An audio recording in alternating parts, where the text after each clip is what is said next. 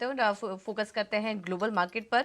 और शुरुआती संकेत अगर देखें एशियाई बाजारों से तो वो अच्छे ठीक ठाक ही नजर आ रहे हैं। गिफ्ट निफ्टी हरे निशान में फिलहाल है, 19,556 के पास कारोबार कर रहा है। हांगकांग, कोरिया और निकाई के बाजार भी हरे निशान में कारोबार कर रहे हैं। चीन की शुरुआत लाल निशान में हो रही है। तो ठीक ठाक ही संकेत मिल रहे हैं एशियन मार्केट से भी।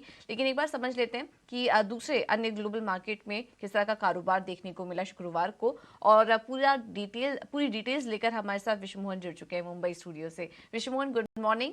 दिवाली की आपको भी ढेर सारी शुभकामनाएं। बताइए ग्लोबल मार्केट से संकेत कैसे हैं? शुक्रिया पूजा, आपको भी दिवाली की बहुत बहुत शुभकामनाएं और तमाम दर्शकों को भी ईटी नाउ स्वदेश के। लेकिन अगर अमेरिकी बाजारों को अगर आप देखें तो फ्राइडे के सत्र में दिन के ऊपरी स्तरों के आसपास बंद हुए थे। करीब 391 अंकों की तेजी डाउ जोन्स में, नैस्डैक में 2% से ज्यादा की तेजी और S&P 500 में 1.5% से ज्यादा की तेजी दिखी। हफ्ते भर में भी देखें तो 2% से ज्यादा की मजबूती नैस्डैक में और ठीक ठाक तेजी डाउ और S&P 500 में भी, और हरे निशान में बंद होने में हफ्ते भर में वीकली बेसिस पर भी कामयाब रहे। दो तीन फैक्टर जो वहां पर अब दिख रहे हैं, एक तो यह है कि मूडीज ने जो वहां की जो क्रेडिट रेटिंग है वो डाउनग्रेड कर दिए, स्टेबल से निगेटिव कर दिया है। वो एक चिंता उनको लग रहा है जो बढ़ते फिस्कल डेफिसिट और बजट को लेकर जो वहां पर गतिरोध बना रहता है, उस वजह से यहां पर रेटिंग डाउनग्रेड की गई है। हालांकि जो इन्वेस्टमेंट एक्सपर्ट्स है, जो फाइनेंशियल एडवाइजर्स है, उनको लग रहा है बड़ी चिंता वहां पर नहीं है। बाकी अन्य संकेतों की बात करें, जैसा आपने कहा कि एशियाई बाजारों की शुरुआत आज अच्छी हुई है। चीन को छोड़ दे तो जितने भी बड़े बाजार हैं अच्छे दिख रहे हैं। गिफ्ट निफ्टी में भी तेजी दिख रही है। बाकी बॉन्ड यील्ड में भी अब स्थिरता दिख रही है, 4.65% के आसपास है। डॉलर इंडेक्स 105 के ऊपर है। इसके अलावा कच्चे तेल में नरमी है, $80 के आसपास घूम रहा है। आज हल्की गिरावट यहां पर दिख रही है। लेकिन एक अहम बैठक भी है आज, एक साल के बाद पहली बार चीन के राष्ट्रपति और अमेरिकी राष्ट्रपति के बीच बैठक होने वाली है, उस पर भी बाजार की नहीं रहेगी। तो कुल मिलाकर देखते हैं आगे किस तरह के डेटा आते हैं, वहां से बाजार यहां से मूव करेगा। लेकिन आज के लिए डेटा अच्छे ही दिख रहे हैं। शुरुआत ठीक ठाक पॉजिटिव नोट पर ही होनी चाहिए पूजा। बिल्कुल। बहुत बहुत शुक्रिया विष्णु मोहन आपका ये सारी जानकारी देने के लिए। तो शुरुआती संकेत ठीक ठाक ही हैं। एक बार एफआईआईज और डीआईएस के आंकड़े भी देख लेंगे, उसके बाद हम समझेंगे कि आज भारतीय बाजारों में क्या करें। कैश मार्केट में एफआईआईज ने 190 करोड़ की खरीदारी की है। डीआईएस की बात करें तो यहाँ पर भी खरीदारी का आंकड़ा छोटा ही है, लेकिन नेट खरीदारी का ही नंबर निकल कर आ रहा है। 95 करोड़ की खरीदारी हुई है डीआईएस की तरफ से। इंडेक्स फ्यूचर में 21 करोड़ और इंडेक्स ऑप्शन में 61,082 करोड़ की बिकवाली एफआईएस करके गए। तो यहाँ पर भी जो आंकड़े आ रहे हैं वो फ्लैटिश ही हैं। अब इनको देखते हुए आज निफ्टी और बैंक निफ्टी को कैसे ट्रेड करें, कौन से लेवल्स इंपॉर्टेंट होंगे, ये बताने के लिए हमारे साथ डिम्पी कालरा जुड़ चुके हैं। Dimpy, good morning. बताइए इस वक्त निफ्टी और बैंक निफ्टी पर कहाँ नजर रखें? गुड मॉर्निंग पूजा। देखिए कल के आंकड़े वैसे तो अमूमन छोटे ही होते हैं, लेकिन फिर भी कल काफी क्रिटिकल थे, क्योंकि कल हमने पहली बार निफ्टी को वापस 19,400 के ऊपर, न केवल 400 बल्कि 500 के ऊपर भी आते हुए देखा है। और एक ही अच्छा पॉइंट है कि हम 400 की रेंज से हम 500 की रेंज में आ चुके हैं, तो अपने ट्रेलिंग स्टॉप लॉस को अब आप बढ़ा सकते हैं। जो पहले 19,200 के आसपास आपने स्टॉप लॉस रखा था, उसको बढ़ाकर 19,300 कर लीजिए। 350 भी करना चाहे तब भी चल जाएगा। और अब मार्केट एक नए ऑर्बिट में आ गया पोस्ट दिवाली। अब देखते हैं कि बाजार यहाँ से कैसे चलता है।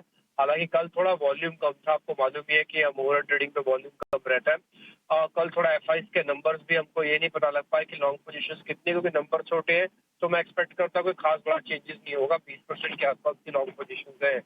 दूसरा बात, जिन्होंने अभी तक निफ्टी या बैंक निफ्टी के फ्यूचर्स नहीं लिए, 1 मिनट के लिए थोड़ा रुक जाइएगा। कई बार क्या होता है कि रिस्क रिवॉर्ड आपके हाथ से थोड़ा निकल चुका है तेजी का। तो अब थोड़ा वेट कीजिए, अगर आपको मिलेगा डिप तो आप प्लस कीजिएगा।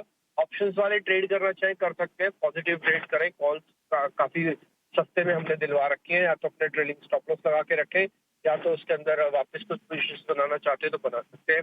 आज मेरे को लगता है कि थोड़ा वॉल्यूम कम होगा और रेंज में मार्केट ट्रेड करेगा। बैंक निफ्टी बहुत क्रिटिकल है। बैंक निफ्टी करीब करीब 44,000 आके आसपास बंद हुआ है, तो ये उम्मीद करते हैं कि 44,200 44,300 की तरफ जाना है वो आपको इजीली दिख जाएगा। एक और चीज जो कल मार्केट के सेशन में हुई, कल कल कल ज्यादा प्रॉफिट फ्यूचर्स वालों को नहीं हुआ होगा, क्योंकि कल जो भी बाजार चला वो कल स्पॉट में चल रहा था, और फ्यूचर्स में तो प्रीमियम खत्म हो रहे थे। जैसे कि निफ्टी का प्रीमियम था करीब 70 पॉइंट का, घटकर 10 पॉइंट रह गया, और बैंक निफ्टी करीब 150 पॉइंट के प्लस प्रीमियम पे चल रही थी, वो घटकर सिर्फ 30-40 पॉइंट के प्रीमियम पे रह गई है। तो कुल मिला के बात यह है कि सारी की कल का मार्केट का सेशन को आज हम कंटिन्यू करेंगे, बट बहुत बड़ी रेंज के साथ नहीं, हल्के हल्के आज से ऊपर ही जाएंगे। ओके, ठीक है। तो ये है सलाह निफ्टी और बैंक निफ्टी पर ट्रेड करने की, सपोर्ट और रेजिस्टेंस भी आपको बता दिए हैं। निपी, बहुत बहुत धन्यवाद आपका ये जानकारी देने के लिए। लेकिन आज ट्रेड कैसे करें निफ्टी और बैंक निफ्टी में, और उसके अलावा कौन से स्टॉक स्पेसिफिक आइडियाज आज के लिए इंपॉर्टेंट होंगे, ये बताने के लिए हमारे साथ दिलेश पावस्कर जुड़ चुके हैं। Dilesh, good morning, thank you so much समय देने के लिए। बताइए आज कहाँ पर ट्रेड करें? Good morning ma'am. देखो, मार्केट एक अपने हायर रेंज के ऊपर चल रहा है, तो यहाँ पे मैं एक सेल कॉल देना पसंद करूंगा। देखिए, ब्रिटानिया में एक अच्छी खासी लोअर लेवल से रिकवरी के बाद एक हायर रेंज के ऊपर मुझे लग रहा है कि यहाँ से एक रेजिस्टेंस फेस कर सकता है। बिकवाली तभी करना है जब ये काउंटर 4700 से लेके 4710 इस रेंज में मिलेगा। 4740 का एक स्ट्रिक्टली स्टॉप लॉस मेंटेन करेंगे। 4640 ये हमारा टारगेट होगा। दूसरा होगा कैनरा बैंक। कैनरा बैंक में अगर हम लोग देखेंगे तो आवरली चार्ट के ऊपर एक कंटिन्यूसली एक नैरो रेंज में चल रहा है। अगर इस स्टॉक में 385 ये लेवल का ब्रेकडाउन होता है तो 390 के स्टॉप लॉस के साथ हम लोग 377 ये टारगेट के लिए प्लान कर सकते हैं। ओके, तो ये हैं दो ट्रेडिंग आइडियाज आपके लिए। कैनरा बैंक में खरीदारी करिए 377 के, माफ कीजिएगा, कैनरा बैंक में बिकवाली करिए 377 का होगा टारगेट, और इसके अलावा ब्रिटानिया में भी आज बिकवाली करने की ही सलाह। अब आगे बढ़ेंगे और बात करते हैं खबरों वाले शेयर्स और नतीजों की। कल बाजार बंद होने के बाद और ओवर द वीकेंड काफ़ी ढेर सारे नंबर्स भी आए, वो भी एक बार देख लेते हैं। हमारे साथ शरद जुड़ चुके हैं पूरा अपडेट लेकर। शरद, गुड मॉर्निंग। सबसे पहले तो नतीजों के बारे में बताइए, कौन कौन से नंबर्स आए? गुड मॉर्निंग पूजा। तो सबसे पहले ऑफ कोर्स अर्निंग्स में फोकस रहेगा, कोल इंडिया फोकस में रहने वाले, और यहाँ पे जो है नतीजों से बेहतर जो है रिजल्ट्स देखने मिले हैं। रेवेन्यू, पैट, एबिटा तीनों ले लीजिए तो यहाँ पे एक अच्छी मूवमेंट देखने मिलेगी। अभी जो रेवेन्यू ग्रोथ है इसके दो कारण है बढ़ने के लिए। सबसे पहला ऑफ कोर्स जो हायर वॉल्यूम्स देखने मिले हैं और जो रियलाइजेशंस होती है उसमें भी इम्प्रूवमेंट आई है। और हमें पता है कि जो पावर डेफिसिट हो रही है देश में, तो उसके कारण कोल का जो यूसेज है उसमें भी जो है बहुत स्ट्रॉन्ग डिमांड्स देखने मिल रहा है। दूसरा स्टॉक रहेगा आइशर मोटर्स। यहाँ पे देखें तो उनकी बहुत स्ट्रॉन्ग सेट ऑफ नंबर्स आए हैं। टॉप लाइन भी ग्रोथ लगभग 17% का, और नेट प्रॉफिट 50% के ऊपर गया है ईयर ऑन ईयर बेसिस पे। कमेंट्री अच्छी आई है। जो डिमांड है रॉयल एनफील्ड मोटरसाइकिल्स की, उसमें स्ट्रेंथ देखने मिला है। End of course festive season के भी नंबर्स जो है आगे जाते हुए महीनों में देखने मिलने वाले हैं। और दूसरी बात, जो VCV सेगमेंट है उनका कमर्शियल्स का, उसमें भी जो है एक अच्छी गाइडेंस देखने मिल रही है। तीसरा स्टॉक रहेगा LIC। Largely inline set of numbers आए हैं, लेकिन कुछ ऑपरेशनल पैरामीटर्स की अगर बात करें, टेक्निकलिटीज़ में नहीं घुस के, तो वो थोड़े मिले जुले देखने मिल रहे हैं। हालांकि ऑफ कोर्स बाजार को कहना है कि वैल्यूएशंस अभी भी सस्ते हैं। तीसरा स्टॉक के बाद चौथा स्टॉक रहेगा BSE। बहुत स्ट्रॉन्ग सेट ऑफ नंबर्स आए हैं, और याद रखिए जो रेवेन्यू है इसमें जो है लगभग 60% का ईयर ऑन ईयर बेसिस पे ग्रोथ हुआ है। और जो उनकी मार्केट शेयर है वो आपके ऑप्शंस को लेके वो अभी भी बढ़ रही है, तो एक पॉजिटिव मोमेंटम देखने मिला। और स्टॉक जो इस साल आपने देखा है कि बहुत तेज़ी देखने मिली है। सन टीवी के largely inline set of numbers आए हैं, और ऑफ कोर्स उनके नंबर्स का जो बेनिफिट है, एक इम्पॉर्टेंट मूवी आई थी रजनीकांत जी की जेलर, तो उसका भी बेनिफिट इनको मिला है क्योंकि वो प्रोड्यूसर थे। लेकिन जो सेकंड हाफ होती है वो ज़्यादा इंपॉर्टेंट होगी इनके लिए, क्योंकि उनके एड सब्सक्रिप्शन रेवेन्यू उसमें बढ़ोतरी देखने मिलेगा। एंड ऑफ कोर्स इलेक्शंस भी है और फेस्टिव सीजन का जो है कंटिन्यूशन देखने मिलेगा। ONGC के largely weak set of numbers आए, अनुमान से जो है कम नंबर्स देखने मिले। और यही बाइकॉन की बात करें, वो भी वीक सेट ऑफ नंबर्स आए हैं। थोड़ी एडजस्टमेंट ज़रूर हुए हैं, लेकिन ओवरऑल वीक नंबर्स ही हैं। और स्मॉल कैप्स में से एक कंपनी है जिसने बहुत शानदार नतीजे लाए हैं, वो है पावर मेक प्रोजेक्ट्स। यहाँ पे देखें तो एबिटा में 30% का भी उछाल आया है, और इवन मार्जिन्स में भी देखें तो ऑलमोस्ट 100 बेसिस पॉइंट से ज़्यादा का ग्रोथ देखने मिला है। तो इस स्टॉक को जो है स्मॉल कैप्स में से एक अच्छे नतीजे आए हैं, तो यहाँ पे मूवमेंट देखने मिल सकती है।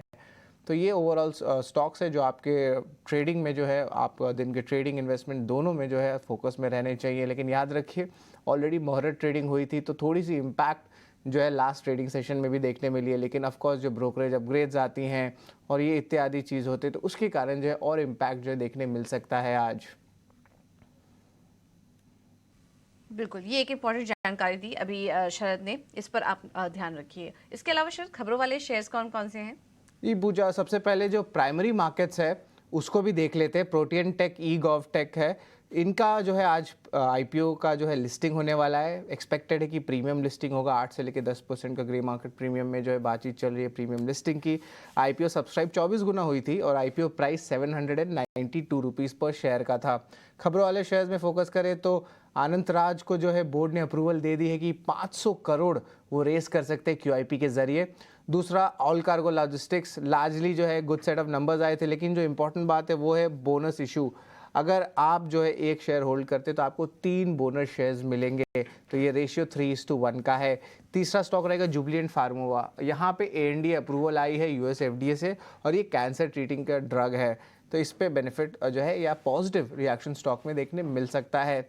कुछ स्टॉक्स है जो लॉक इन पीरियड खत्म हो रहे हैं, जहाँ पे end of course LIC focus में रहेगा। 20% इक्विटी आपके प्रमोटर एंकर लॉक इन खुल रही है और कॉन्कॉर्ड बायोटेक का ये 3% का इक्विटी का आंकड़ा है। उड़ीसा मिनरल डेवलपमेंट ये भी फोकस में रहेगा। इनकी परमिशन आ गई है डीजीएमएस से, जहाँ पे वो डिप्लॉय करना शुरू कर सकते हैं बड़े बड़े मशीनरी और ब्लास्टिंग, और ये जो माइंस हैं ओएमडीसी में उड़ीसा में जो है उससे वो काम कर सकते हैं। अब याद रखिए जो माइनिंग थीम हमने आपको समझाया था कि देश में मिनरल्स की ज़रूरत हो रही है, ग्रोथ जैसे ईवी में आ रही है, सेमीकंडक्टर में आ रही है, मेटल्स में आ रही है, तो उसके कारण सारा जो माइनिंग स्पेस है और जो माइनिंग एंसिलरी स्पेस है उस पर फोकस रखेंगे। और हमने जीएमडीसी के बारे में आपको पहले बताया था और अब ओएमडीसी में भी ये न्यूज़ फ्लो देखने मिल रहा है, तो इस थीम को ज़रूर जो है आप लिख लीजिए, इस नोट करिए कि यहाँ पे मूवमेंट देखने मिल रहा है। और आखिरी स्टॉक ऑफकोर्स ओएनजीसी रहेगा। उन्होंने एडिशनल इन्वेस्टमेंट 35 करोड़ की जो है अलाउ कर दी है अपने जेवी ओपाल पे। ओके, तो ये कुछ खबरों वाले शेयर्स हैं, इन पर भी आप नजर रखिए। चलिए एक छोटे से ब्रेकिंग मार्केट्स की कैसे ट्रेड करें वहां पर, ये बताने के लिए हमारे साथ कुंवर जी ग्रुप से रवि देवरा जुड़ चुके हैं। Ravi, thank you so much इतना स्वदेश को समय देने के लिए। दिवाली की भी आपको ढेर सारी शुभकामनाएं। बताइए आज कमोडिटी मार्केट में कैसे ट्रेड करें। Good morning. फेस्टिविटी का आपको, आपके टीम एंड दर्शकों को शुभकामनाएं। आज कमोडिटी मार्केट में 2 रिकमेंडेशन मेरे रह गए। पहला रिकमेंडेशन नेचुरल गैस पे है। काफी टाइम के बाद जो वीकेंड में यूएस का वेदर रिपोर्ट है उसमें कुछ साइन दिखे कि आगे जाके जो हीटिंग डिमांड है वो बढ़ सकती है, तो I think natural gas buy करें। 270 का टारगेट रहेगा, 245 का स्टॉप लॉस है। और सेकंड रिकमेंडेशन एल्यूमिनियम पे रहेगा। लगातार बड़ी economy like China, US facing problem of demand, तो वहां पे लग रहा है कि हायर लेवल से रेजिस्टेंस पेश हो सकता है। एल्यूमिनियम के नवंबर कॉन्ट्रैक्ट सेल करें। 201 के टारगेट के लिए 208 का स्टॉप लॉस रहेगा। ओके, ठीक है, तो ये है रणनीति आज के लिए कमोडिटी मार्केट में। बहुत बहुत शुक्रिया रवि आपका ये रणनीति बताने के लिए। अब आगे बढ़ेंगे और ब्रोकरेज हाउस के रडार पर कौन कौन से स्टॉक्स हैं ये बताने के लिए आशीषा हमारे साथ जुड़ चुकी हैं। आशीषा, गुड मॉर्निंग, बताइए। जी हाँ, सबसे पहले कोल इंडिया की बात करेंगे। नतीजे आए थे जिसके चलते एक ब्रोकरेज रिपोर्ट आती हुई नजर आई है। जेफरीज की रिपोर्ट आई है जहां उन्होंने अपग्रेड कर दिया है स्टॉक को, अब खरीदारी की राय दी है। पहले जो 240 रुपीज़ प्रति शेयर का टारगेट था वो अब बढ़ाकर 385 रुपीज़ प्रति शेयर कर दिया है। सेकेंड क्वार्टर के कैश एबिटा की बात करें तो 11% का ग्रोथ देखने को मिला ईयर ऑन ईयर बेसिस पर, और वॉल्यूम्स में भी करीब करीब 12% का ग्रोथ देखने को मिला ईयर ऑन ईयर बेसिस पर। उनका मानना है कि वॉल्यूम ग्रोथ अच्छा था इस क्वार्टर में और सस्टेन कर सकता है अगले कुछ क्वार्टर्स में। इसी के चलते जेफरीज ने अपग्रेड कर दिया है स्टॉक को और 385 रुपीज़ प्रति शेयर का रिवाइज टारगेट प्राइस दिया है। इसके अलावा बीएसई या बॉम्बे स्टॉक एक्सचेंज पर इन्वेस्टिक की रिपोर्ट आई है। खरीदारी की राय तो बरकरार रखी है, लेकिन टारगेट प्राइस जो पहले 2140 रुपीज़ प्रति शेयर थी वो बढ़ाकर 2345 रुपीज़ प्रति शेयर कर दी है। उनका मानना है कि अर्निंग्स काफ़ी अच्छे थे सेकेंड क्वार्टर में और मार्केट शेयर पोजीशन भी इम्प्रूव होती हुई नजर आ रही है, जिसके चलते उन्होंने टारगेट प्राइस बढ़ा दिया है। इसके अलावा एलआईसी के नतीजे आए थे जिसके चलते एमके की रिपोर्ट आई है। अपग्रेड कर दिया है स्टॉक को, खरीदारी की राय दी है। पहले जो 680 रुपीज़ प्रति शेयर का टारगेट था वो बढ़ाकर 780 रुपीज़ प्रति शेयर कर दिया है। उनका मानना है कि वैल्यूएशंस काफ़ी अच्छे हैं और स्ट्रक्चरल इश्यूज का ऑलरेडी प्राइस्ड इन है, जिसके चलते उन्होंने टारगेट प्राइस बढ़ाई है। इसके अलावा औरोबिंदो फार्मा पर बैंक ऑफ अमेरिका सिक्योरिटीज़ की रिपोर्ट आई है। खरीदारी की राय बरकरार रखी है। पहले 965 रुपीज़ प्रति शेयर का टारगेट था वो बढ़ा दिया है उन्होंने और 1085 रुपीज़ प्रति शेयर का टारगेट दिया है। बैंक ऑफ अमेरिका सिक्योरिटीज़ का मानना है कि नतीजे काफ़ी अच्छे थे, मार्जिन विजिबिलिटी नज़र आती हुई दिखाई दे रही है और उनका मानना है कि बायोसिमिलर और CDMO business near term growth drivers बन सकते हैं। तो खरीदारी की राय बरकरार और 1085 रुपीज़ प्रति शेयर का औरोबिंदो फार्मा पर टारगेट दिया है। ओके, थैंक यू आशीष आपका ये सारी जानकारी देने के लिए। तो कोल इंडिया आज इंपॉर्टेंट होगा क्योंकि यहाँ पर डबल अपग्रेड देखने को मिले हैं। होल्ड से बढ़ाकर खरीदारी की राय हो गई है और 240 से बढ़ाकर 385 का लक्ष्य दिया है। इसके अलावा BSE पर भी नजर रखिए, यहाँ पर भी टारगेट प्राइस में बढ़ोतरी देखने को मिली है और LIC और औरोबिंदो फार्मा में भी अपग्रेड्स आए हैं। तो ये तमाम स्टॉक्स आज फोकस में रहेंगे। चलिए फिलहाल इस शो में इतना ही, लेकिन आपको यहाँ से